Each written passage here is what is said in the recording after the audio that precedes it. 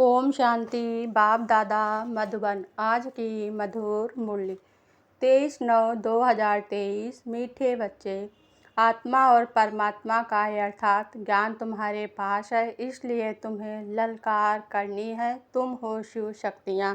प्रश्न: सबसे ऊंची मंजिल कौन सी है जिसका ही तुम बच्चे पुरुषार्थ कर रहे हो? उत्तर: निरंतर याद में रहना। यह है सबसे ऊंची मंजिल। याद से ही कर्म भोग चुकतु हो कर्मातीत अवस्था होगी।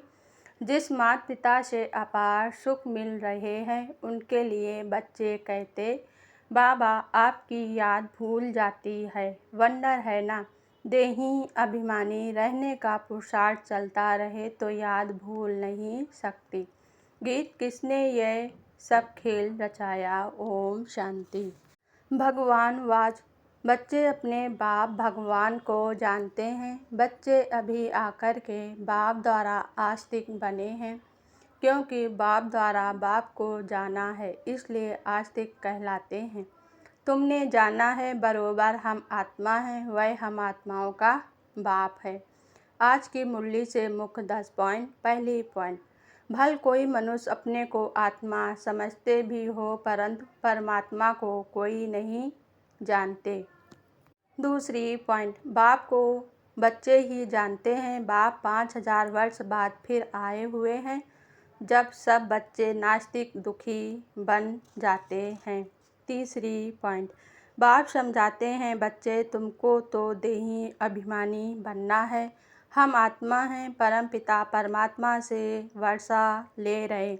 यह निश्चय नहीं है, कोई संशय है तो ऊंच पद पा नहीं सकेंगे। चौथी पॉइंट: बाबा अपना अनुभव बतलाते हैं, कितनी मेहनत करते हैं। सवेरे उठकर अपने से बातें करनी है।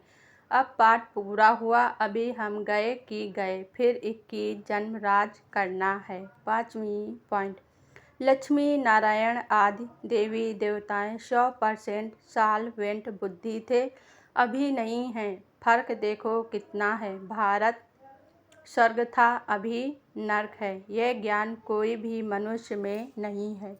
छठवीं पॉइंट: तुम जानते हो हम आत्मा बिंदी है, हमारा बाप परमात्मा बिंदी है। वह नॉलेजफुल पतित पावन है, जन्म मरण में नहीं आते हैं। हम आत्माएं जन्म मरण में आती हैं। सातवीं पॉइंट: देही अभिमानी बहुत है, बाप को फॉलो नहीं करते हैं। माया भी बहुत प्रबल है। आत्मा और परमात्मा के संबंध को कोई भी नहीं जानते हैं। बाप के संबंध को ही नहीं जानते हैं और घड़ी घड़ी भूल जाते हैं। आठवीं पढ़ाई: यह पढ़ाई ब्रह्मचर्य की धारणा से होगी। अगर ब्रह्मचर्य को तोड़ा तो धारणा नहीं हो सकेगी। दूसरे को कह नहीं सकेंगे कि काम महाशत्रु है। नवीं पॉइंट: सन्यासी तो गृहस्थ धर्म को छोड़ भाग जाते हैं, वो है हठ योगी सन्यासी। यह है राजयोग। बाप ही आकर राजयोग सिखलाते हैं। 10वीं पॉइंट: तुम जानते हो उनका एक ही नाम शिव है। ब्रह्मा विष्णु शंकर को ब्रह्मा देवताय नमः विष्णु देवताय नमः कहेंगे, उनको शिव परमात्माए नमः कहेंगे तो शिव ऊंचा ठहरा ना। आज की मुरली से मुख्य 10 पॉइंट। पहली पॉइंट: सवेरे सवेरे उठ याद में बैठ कमाई जमा करनी है, अपने आप से बातें करनी है, देही अभिमानी रहना है। दूसरी पॉइंट: राजयोग कर्म योग सीखना और सिखलाना है, कभी भी तंग होकर पढ़ाई नहीं छोड़नी है। बाप का रिकॉर्ड जरूर रखना है। वरदान है आज का: बाप समान बेहद की वृत्ति रखने वाले मास्टर विश्व कल्याणकारी भव। बेहद की वृत्ति अर्थात सर्वात्माओं के प्रति कल्याण की वृत्ति रखना, यही मास्टर विश्व कल्याणकारी बनना है। सिर्फ अपने को व अपने हद के निमित्त बनी हुई आत्माओं के कल्याण अर्थ नहीं, लेकिन सर्व के कल्याण की वृत्ति हो। जो अपनी उन्नति में, अपनी प्राप्ति में, अपने प्रति संतुष्टता में राजी होकर चलने वाले हैं, वह स्व कल्याणकारी हैं।